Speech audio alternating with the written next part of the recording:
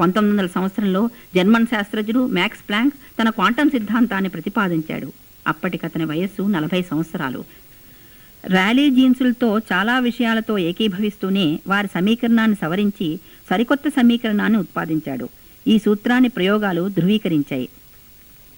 కానీ అతని సమీకరణం సాంప్రదాయకమైన ఏ భౌతిక శాస్త్ర సూత్రం నుండి కానీ సిద్ధాంతం నుండి కానీ ఉత్పాదించడానికి కుదరలేదు. అంచేత ప్లాంక్ మీమాంసలో పడ్డాడు. ప్రాయోగిక సత్యాలకు విరుద్ధంగా ఉన్న సాంప్రదాయిక భావనలను సిద్ధాంతాలను వదలకుండా పట్టుకునే ఉండాలా, లేక ప్రయోగం వెల్లడించిన విషయాలకే విలువనిచ్చి సాంప్రదాయాన్ని సవరించడం ద్వారా తన సమీకరణాన్ని సమర్థింపజూడాలా? మ్యాక్స్ ప్లాంక్ మీమాంస ఇది. ప్లాంక్ ప్రయోగ ఫలితాల పక్షమే వహించాడు.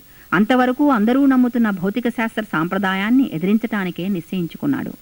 సాంప్రదాయంలో ఏ యోచన ప్లాంక్ సమీకరణం ఉత్పాదనకి తావీయటం లేదు. సాంప్రదాయక భౌతిక శాస్త్రానికి అత్యంత ప్రాథమిక యోచన వికిరణ శక్తి అవిచ్ఛిన్నమైనది అని. వికిరణ శక్తి ఎడతెగ లేకుండా ఉద్గారమవుతూ ఉంటుంది అని వారి భావన. శక్తి విచ్ఛిన్నంగానే ఉద్గారమవుతుంది అని ప్లాంక్ యోచన. శక్తి నిరంతర ప్రవాహంలా కాక మాటిమాటికి అత్యంత సూక్ష్మ పరిణామాలైన క్వాంటం పరిమాణాలలో ఉద్గారమవుతూ ఉంటుందని ఇతని వాదన. ఇతడు వికిరణానికి ఇచ్చిన సమీకరణం E=h*.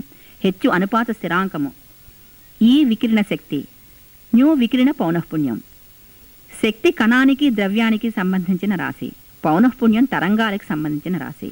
ఈ విధంగా ప్లాంక్ సమీకరణం వికిరణానికి కణతరంగ స్వభావాలు రెండూ ఉన్నాయని చెప్పక చెబుతోంది. 200 సంవత్సరాల విజ్ఞాన శాస్త్ర అభివృద్ధిలో తేలిన విషయం ఏమిటంటే ఆనాడు న్యూటన్ చెప్పినది రైటే, హైగెన్స్ చెప్పినది రైటేనని. శక్తి ఎప్పుడూ hν పూర్ణాంకంగా మాత్రమే ఉద్గారమవుతుంది. అంటే hν, 2hν, 3hν ఇలాగా. 1 క్వాంటము, 2 క్వాంటములు, 3 క్వాంటములు ఈ విధంగా.